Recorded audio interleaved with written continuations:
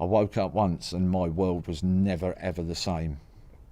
And that's when I realised that I was physically and mentally addicted to it.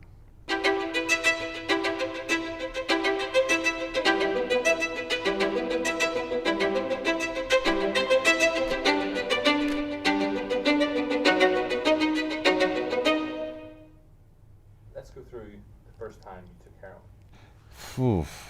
Yeah, it was in 1997.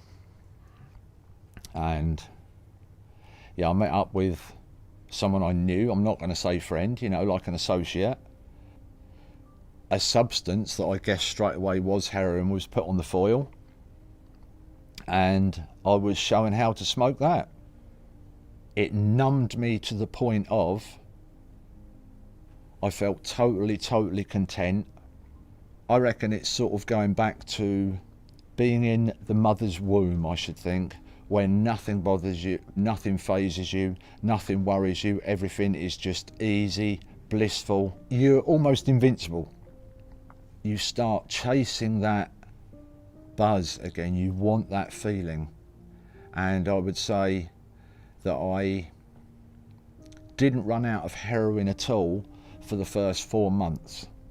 And then after about between 4 and 5 months, I woke up once and my world was never ever the same. And that's when I realised that I was physically and mentally addicted to it. From the moment you awake to the moment you go to sleep, you are thinking about scoring your next bit of heroin. You're then also thinking, where is the money coming from after that?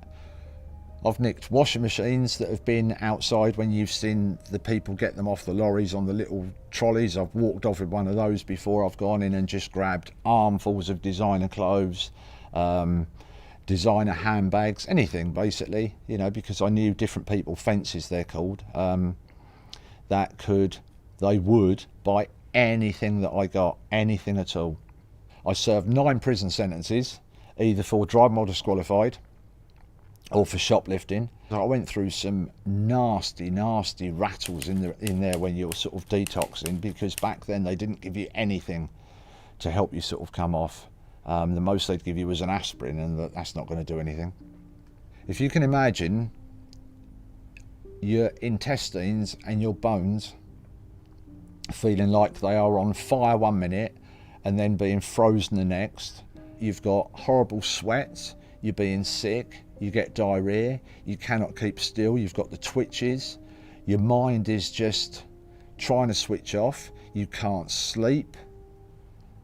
It's just the worst feeling, the worst experience I've ever gone through. That's when you start thinking, I am not in control of this. And then because I wasn't properly clean when I came out, within an hour, I was taking heroin again. I now weigh anything between 14 to 14 and a half stone.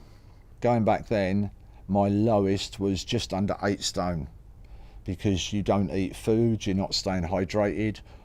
I don't know really how the body functions just running on that. About 2006, I decided that being a heroin addict was always going to be my life. You just go along with it. Rather than beating yourself up because you want to get clean and you can't, you sort of throw your hands up, oh well, this is my life, you know, I'll do this and I'll just carry on.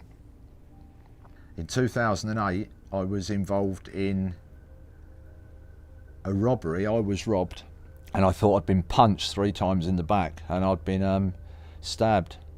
I remember laying down in the dirt and I could taste ash and dirt on my tongue. And out of all the years that had gone past before when I didn't care, because I mean I've overdosed many times, at that moment something was just in me that this life was so very precious and there was more to life. I was hospitalised for that. It was a hard time, but from that point I never ever have touched any illicit drugs since then. All I can liken it to is if you get a computer and you reset it to factory settings, so you wipe off everything that there is in there and you've got a blank space to work with. That's what it was like for me.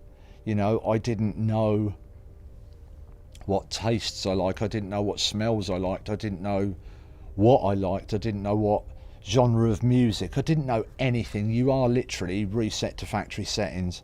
And that was an incredibly tough time as well. And even now, almost 12 years on, you know, I might get a smell of something, or I'll hear a piece of music, and it's like it rekindles a memory that had almost been erased. When we haven't got security in our life and we're missing something, anybody could become an addict. In September of this year, I will be 12 years clean from heroin, which is massive because my addiction was 11 years long. So I'd have been clean longer now than what I had the addiction. An addiction is a negative. If you say addiction, it's always seen as a negative.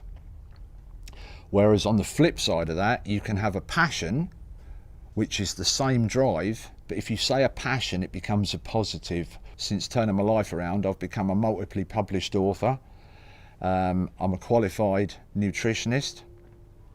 I'm a passionate advocate for animal rights and veganism, and I also joint own an animal sanctuary.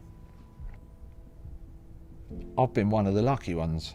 I've been through all of that, abused my body to such an extent. I was still here, and I've got no regrets about what I've done, who I am, what I do now, because to have regrets, we cannot change it. So you have to embrace the good and the bad in your life and just cherish this life.